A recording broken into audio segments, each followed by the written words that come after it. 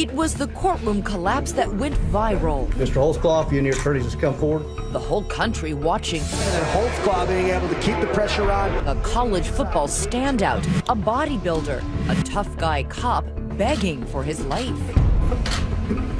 I feel like it's all a movie, and we're just gonna wake up and it's gonna be over.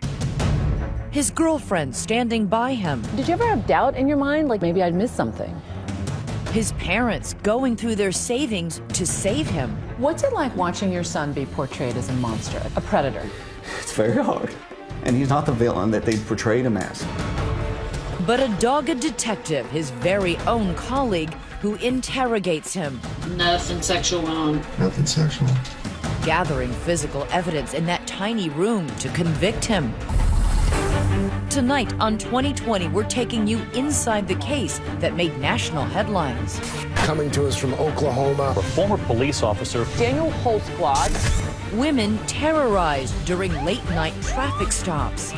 She begged him, please don't do this. Are you gonna kill me? Attacks nobody would report. This is the face of courage. Except one fearless grandmother. He just picked the wrong lady to stop that night. 13 accusers in all, coming out of the shadows. But will a jury buy what they're saying? How difficult is it to mount a case where you have witnesses showing up high on PCP?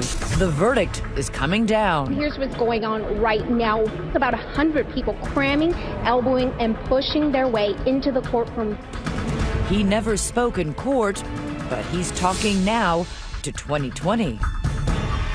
What the dash cam never saw. Good evening, I'm Elizabeth Vargas. David is away tonight. How many of you have ever felt the dread of being pulled over by a policeman while driving? Maybe you're going too fast, a taillight is out. It could be anything. But now a group of women are taking legal action, saying they had a very different reason for being afraid. Someone wearing a badge, someone sworn to protect them, and doing anything but. Here's Juju Chang.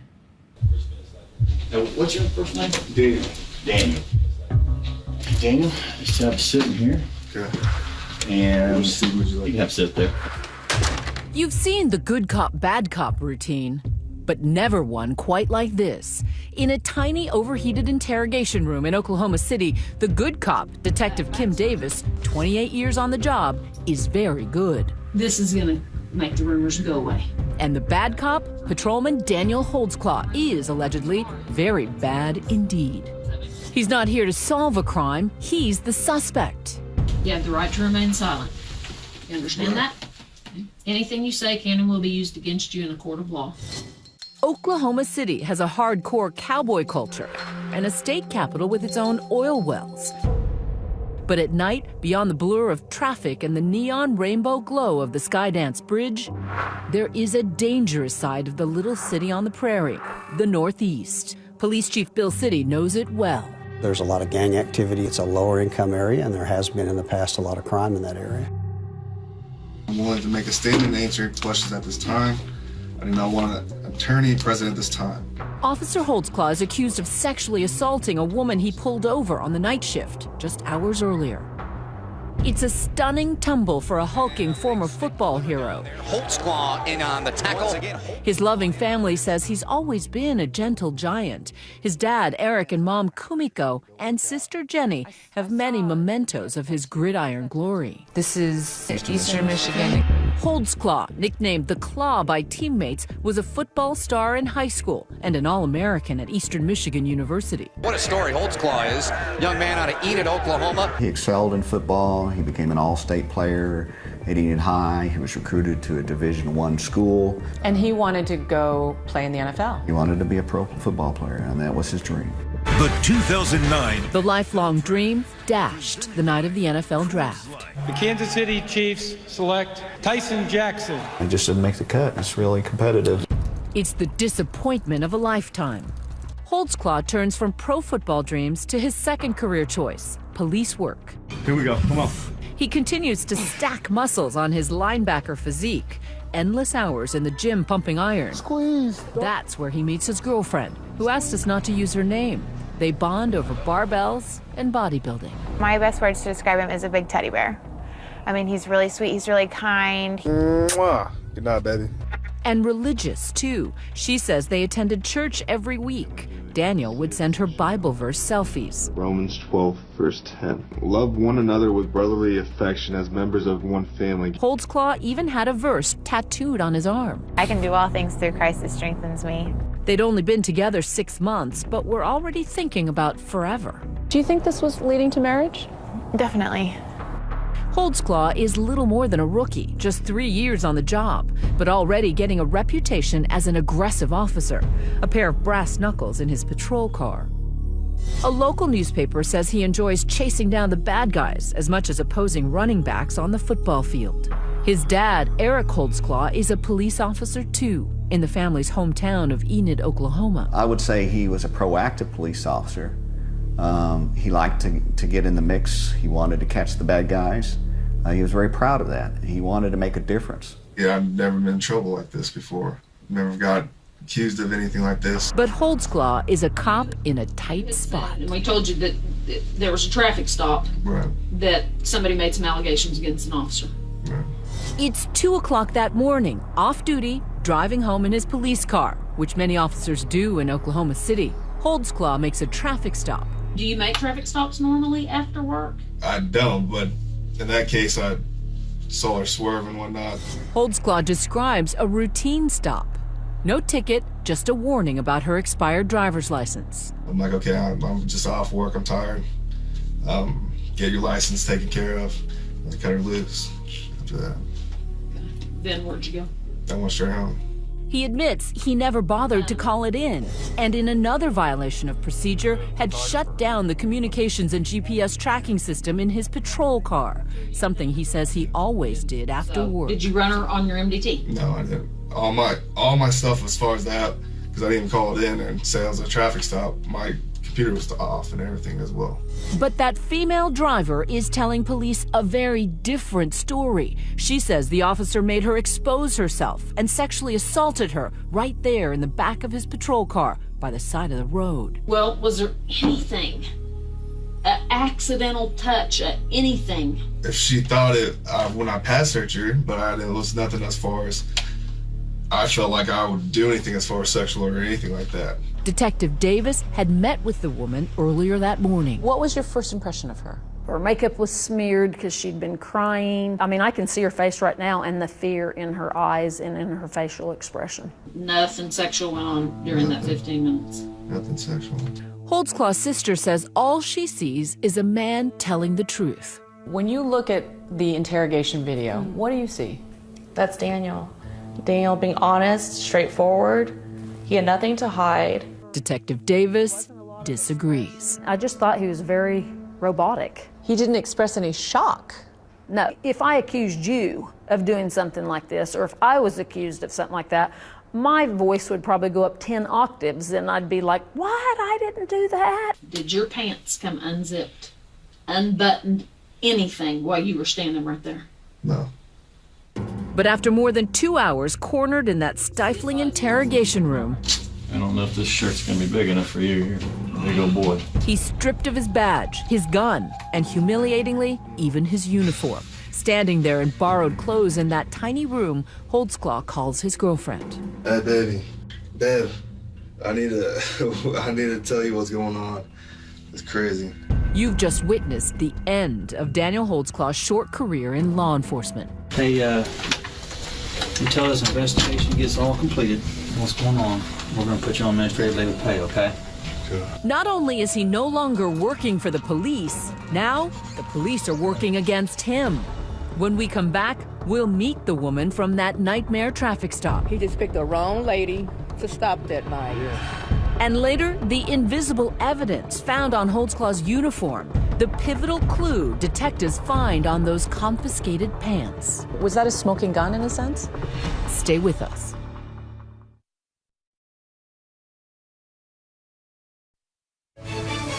"2020 Saturday continues with what the dash cam never saw. In the heart of Tornado Alley in 2014, Oklahoma has an easy year. Less than 20 twisters. But in Oklahoma City, the police department is getting slammed with a man-made disaster. Oklahoma City police confirmed they are investigating this claim. The force rocked by allegations against one of its own. Officer Daniel Holtzclaw is preying on those he's sworn to serve and protect.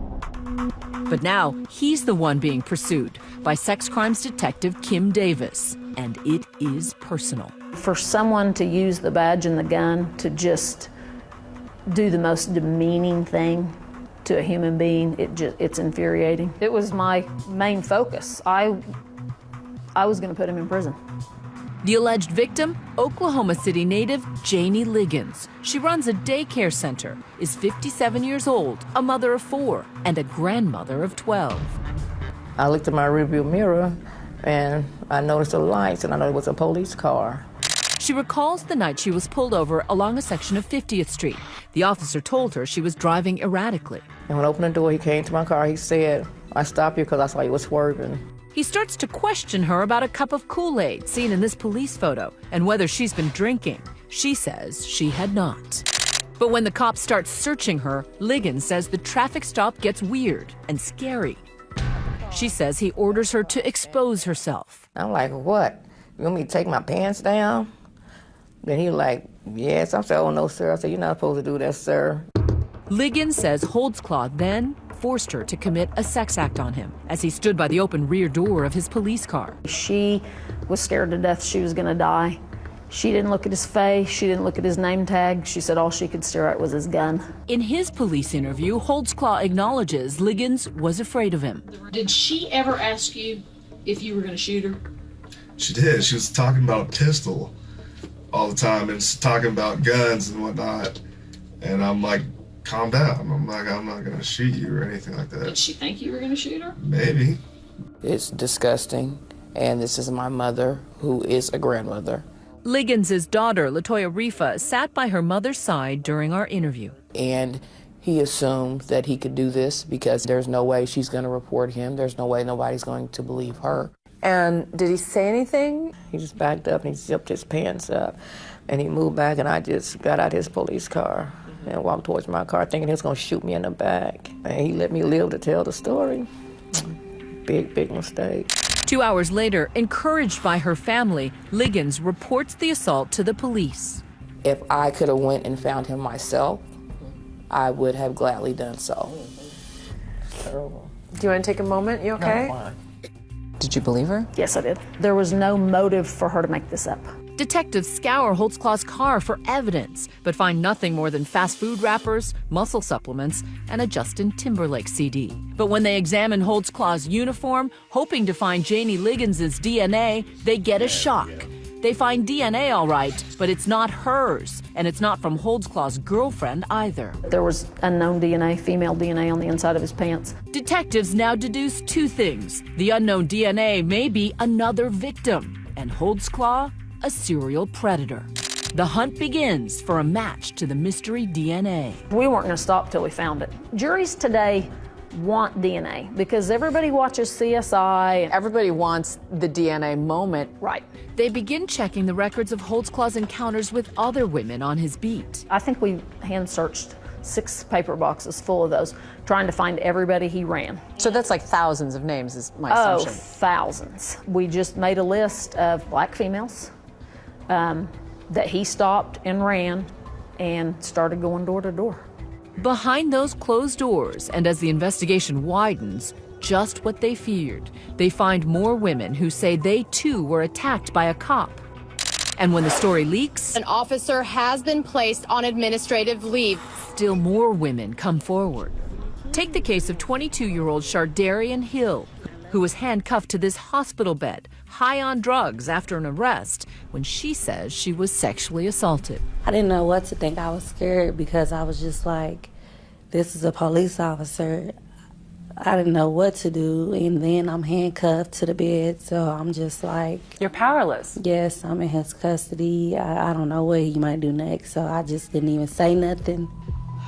And then there's Carla Raines, a 45-year-old mother of 2, who says she was forced to expose herself by an officer, supposedly checking for drugs or weapons. So it just got to the point to where I raised up my shirt. Okay, Can I go now? Can you let me go? Why didn't you report it? I didn't think that anything would happen.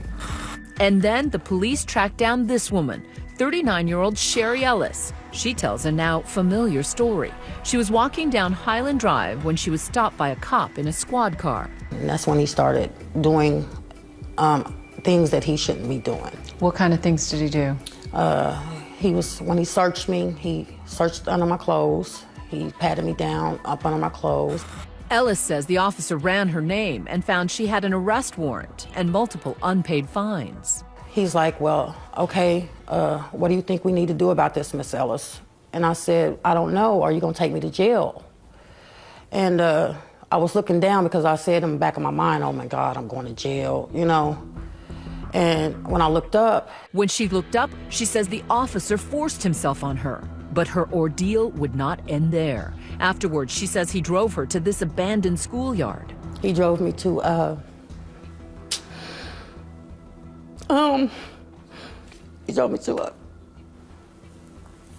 school, and the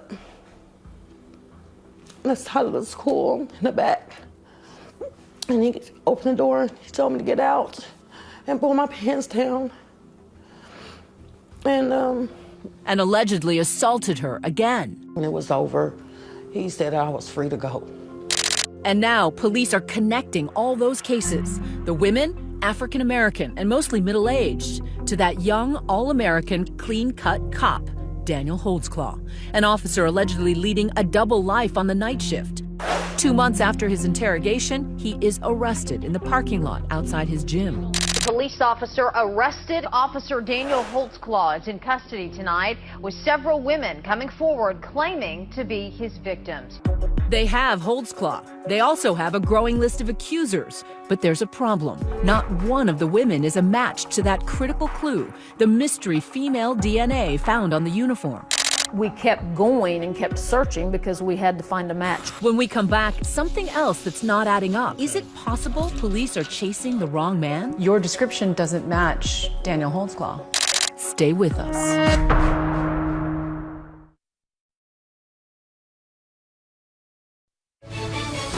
2020 Saturday continues with what the dashcam never saw.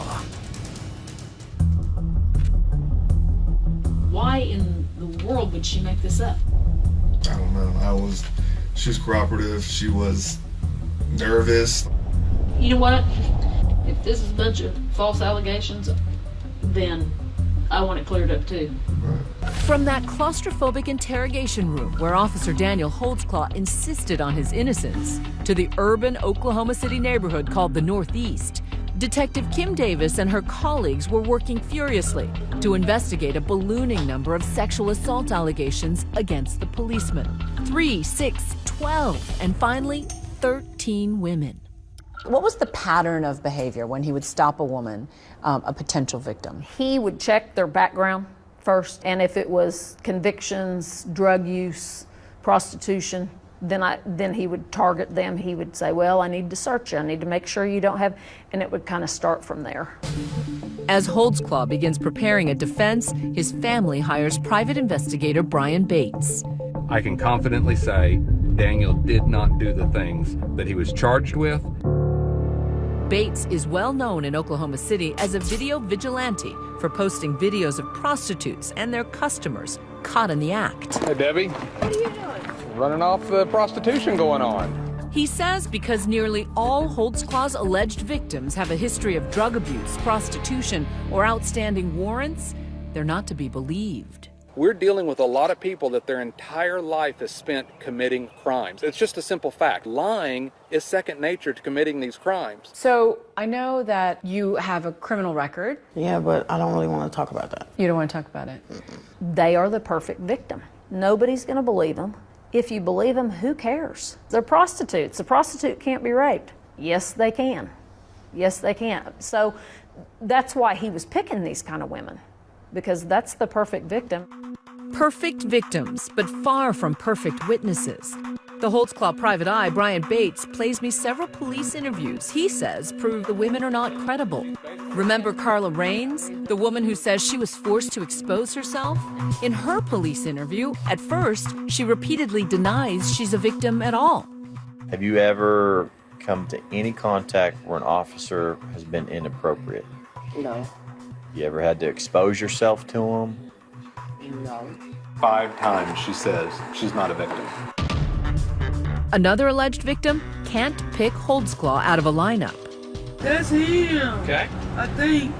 Okay, well, I've got several photographs to show you, so. I'm not really sure. She couldn't identify Holtzclaw in a photo lineup. Right. They don't look at their face.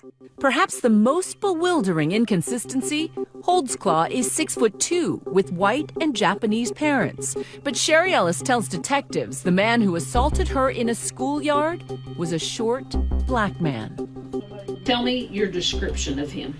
He's black. He's black male. Muscular. Muscular. Is he taller than you or shorter than you? Like right here, maybe. Like that. So you think he's shorter than you? Yeah. You describe him as being like this to you, right? Mm-hmm. And you're about 5'10"? 5'11". 5'11"? Yeah. Daniel Holtzclaw is like 6'2". Oh, see? I still didn't know that. I mean, that's kind of a big difference, right? Yeah. Well, I really didn't pay any attention. I really didn't. I just knew it was being done to me. Does this trouble you at all that the descriptions are so far off? No. Can you imagine going through that trauma and then trying to remember how tall he was, how much he weighed, what did he look like when you're being sexually assaulted? You know, that's the last thing on your mind. Among their many other problems, most of the 13 accusers never reported the sexual assaults. Why do you think all the other women stayed silent? Because of their lifestyle and their relationship with the police department. But one woman did not stay silent. Remember Janie Liggins, daycare worker and grandmother? She went to police right away, within hours. How did she describe the attacker?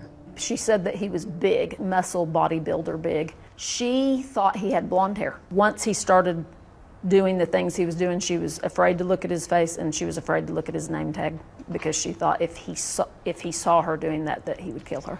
She may have gotten the hair color wrong, but not the color of his car. She describes an all-black squad car, which turns out to be an important detail. At that time, we were in the process of converting over to all black. Most of our cars were still black and white. One of the few officers driving a solid black car at the time, Daniel Holtzclaw. So in your mind, she was credible? Yes. But what about his credibility? When we come back, we'll hear what the former All-American athlete has to say for himself. I want people to hear from me. Our interview with the disgraced police officer Daniel Holtzclaw. Next.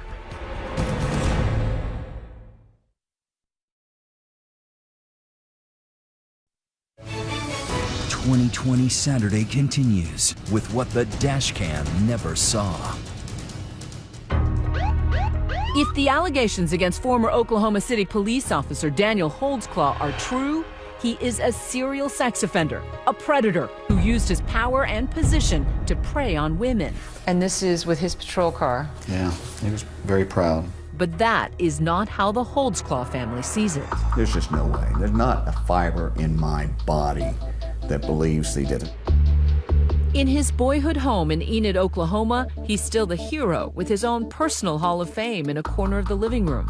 His biggest fans, his parents, and sister Jenny. He's such a loving brother. He has such a big heart. To them, he is forever the pistol-packing birthday boy, the perfect prom date, anything but the prime suspect in a series of notorious crimes that revolted the country. Officer Holtzclaw, do you have anything to say?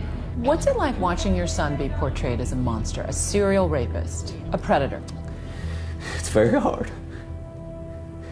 He's just like you and me.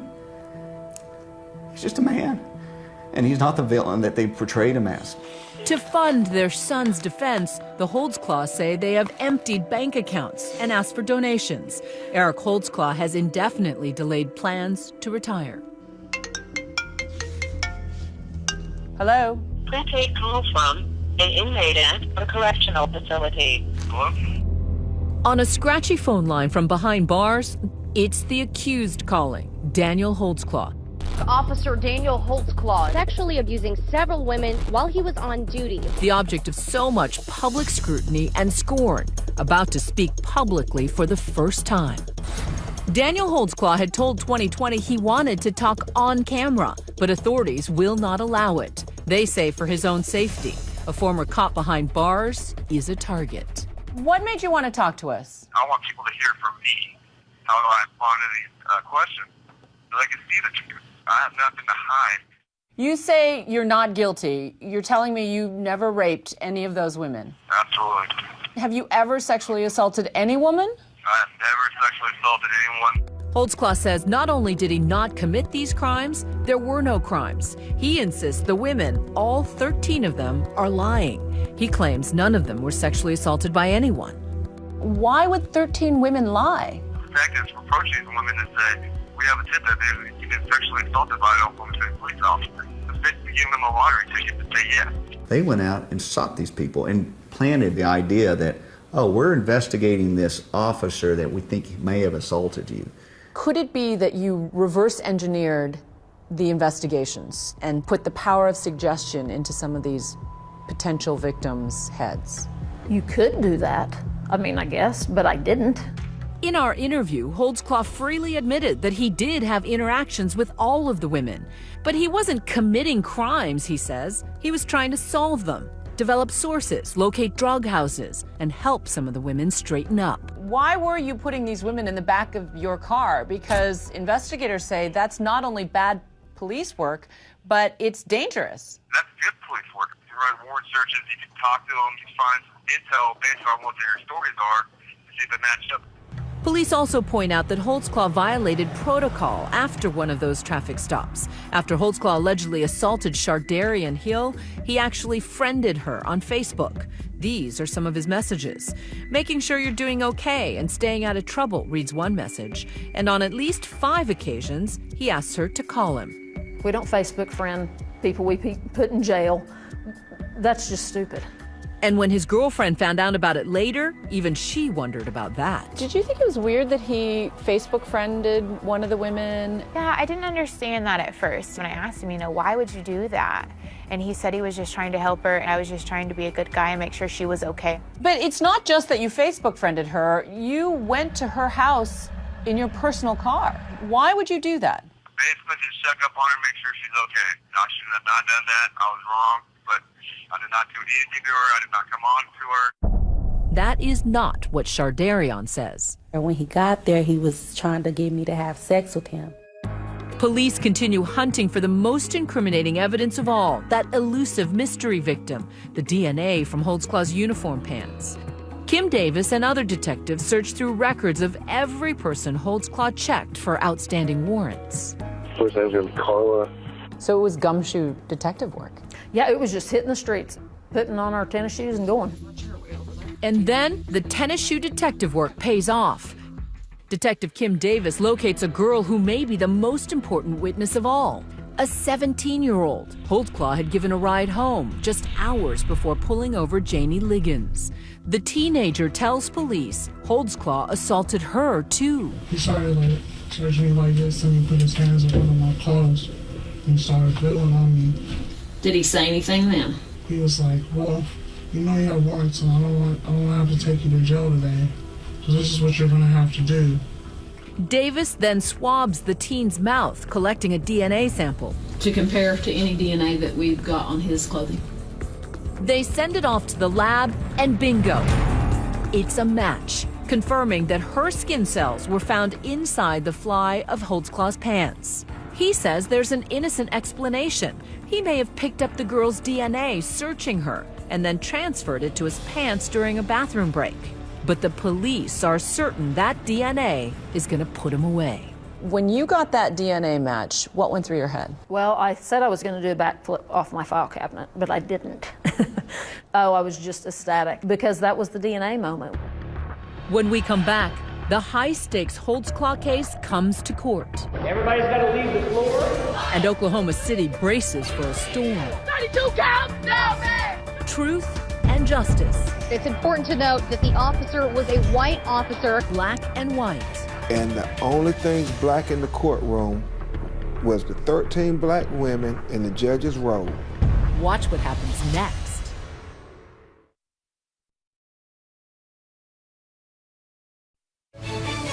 2020 Saturday continues with what the dashcam never saw.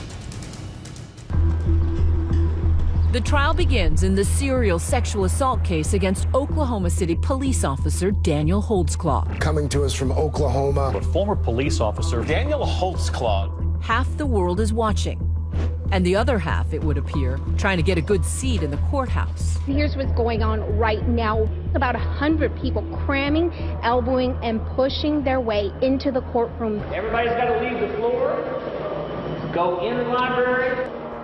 The former officer facing 36 counts of sex crimes against 13 women, carrying a term of several life sentences. We believe you! We believe you! Outside the courthouse, protests. 32 counts? No, ma'am! 32 counts? No. Sometimes so loud, juror Dan Speaks says everyone inside the courthouse could hear them. At one point, the judge delayed the hearing and told us to basically ignore it. We have a problem when it comes to African Americans and a police officer. It's important to note that the officer was a white officer. Hands up! Don't shoot! In the wake of the recent riots in Ferguson, Missouri, and the Black Lives Matter protests, the racial overtones in the case are only heightened when the jury is selected. Consisting of 8 men, 4 women, all of them white. They're all white. You started to get concerned about, here we go again.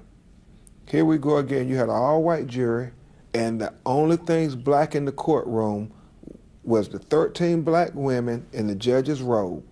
Hello? Hey, can you hear me? Yeah, I can hear Okay. Holtzclaw tells me his theory on the phone, that the police department manufactured a case against him to satisfy the public outcry. We want life! 36 counts! We want life! Why do you think the police intentionally railroaded you? If they didn't convict me, there would be the next Ferguson deal happening in Oklahoma City. And so far, we have heard from 3 of the alleged victims, but there are still 10 more that we haven't heard from. As expected, Holtzclaw's defense attorney, Scott Adams, attacks the credibility of the 13 accusers. Some of the women were in jail on other charges during the trial and testified in their orange jumpsuits. Some changed their stories. And then there was the one who came to court to testify high on drugs. We know that she tested positive for PCP and other drugs. He knew this. He patrolled those streets day in, day out. He knew they might not stand up in a court of law. He knew they would not stand up in a court of law, and that's what he was banking on. How difficult is it to mount a case where you have witnesses showing up high on PCP, you have witnesses with a history of lying to the police? These are not easy witnesses to put on the stand. No, it was horrible, and plus it gives the defense just a million things to attack. But the first woman Detective Kim Davis interviewed, the grandmother, Janie Liggins, was not like the others. No long criminal history, no record of addiction or prostitution. Let me ask you about Janie Liggins. She immediately reported the event after it occurred. Why would she make that up? Let's get the factual facts out there. She's not innocent what you people think she is. She had a bust in the 80s, but we couldn't present that to the jury. Yeah, but how does a 30-year-old drug bust, how is that relevant to a rape case? Credibility. It's her credibility. This is not a woman that's, a soccer mom or, someone that's credible in society. Janie Liggins says she wasn't even charged in that arrest in the 80s, and she's never been in trouble since. The thing is, he's been stopping a lot of prostitutes and drug users, and I guess apparently he thought I was one of them with big mistake. He just stopped the wrong lady that night. He stopped the wrong lady that night. Exactly. Before the trial is even over, well-known civil rights attorney Benjamin Crump is already planning the next case. I will be representing them in civil litigation for them to get whole justice. Lawsuits on behalf of the alleged victims. Even before the trial ended, they all lined up. They all were looking for the money trail on this. Detectives were approaching these women saying that basically giving them a lottery ticket, and all you had to do was just say yes. What do you mean by they handed him a lottery ticket? So all they have to do is to go throughout the court case, cooperate, go on stand, and then now they're going to be, billionaires for something, that I didn't do. He has nothing to hide from. The defense called only one witness, Holtzclaw's girlfriend. Why would he do it with these people? If he wanted to go out and sleep around with people, he could go find people on the north side or people where he's from. It just doesn't make sense. Because it's not about sex. It's about power and control. It's all about, look what I can do to you, and you can't do anything about it. The trial runs 6 weeks. As the jury goes into deliberations, The jurors have been told to make arrangements today for possible sequestering. the Holtzclaw team is feeling confident. We had good feelings in our hearts that he was going to be acquitted. Coming up, his friends and family believe him. But what are those jurors thinking? He didn't look like the monster that some people were saying he was. Marathon deliberations. My heart just dropped and I got nervous. I just started crying. She's not the only one. Look at Holtzclaw. And this is before the verdict. We, the jury impaneled and sworn in the above entitled cause, do upon our oaths find as follows. Watch what happens next. "2020 Saturday" continues with what the dashcam never saw. Dramatic scene in Oklahoma City. I can tell you there is a lot of anticipation in the second floor of this courtroom right now. That jury deliberating now roughly for 5 hours. That all-white Oklahoma City jury deliberates very deliberately, day after day and deep into the night. 4 days, a courthouse record for the longest sequestered jury in county history. After so long, we felt like we were brought together. Somebody, a higher power, brought us together for a purpose. Juror Dan Speak says for all the talk of race and the threat of riots outside the jury room, it did not come up inside. He says at first, a number of them were ready to set Daniel Holtzclaw free. They just didn't believe some of those women. There was some jurors that knew the fact that who these victims were, had a hard time believing them. For the last 5 weeks, Daniel Holtzclaw has walked into this courtroom and his face has remained expressionless. Finally, the jury returns. They have verdicts on all 36 counts. The judge silently scans each page of the jury form. Daniel Holtzclaw is visibly shaking in his boots, seemingly paralyzed with fear, despite claiming he anticipated a favorable outcome. Were you convinced that they were going to find you not guilty? Absolutely, 100%. All in my heart, within my family, within everyone that was on my side. They all said there's no way that you should be convicted. And then the judge begins to read out Daniel Holtzclaw's fate. Defendant is guilty of the crime of sexual battery and set punishment at 8 years. Defendant is guilty of the crime of procuring lewd exhibition and punishment is set at 5 years. Defendant is guilty of the crime of forcible oral sodomy and punishment is set at 20 years. And as the guilties pile up, physically pushing down on Daniel Holtzclaw, the powerful former football star, the aggressive rookie cop, collapsing before the eyes of the courtroom. Defendant is guilty of the crime of rape in the first degree and punishment is set at 30 years. His family stunned. His tearful reaction to the verdict made some people think, oh, well, those are tears of an innocent man. Now, those are tears of a man that got caught, and he's not remorseful. He's just sad that he got caught and he's being punished. Defendant is not guilty of the crime of procuring lewd exhibition. But the jury did have doubts, finding Holtzclaw not guilty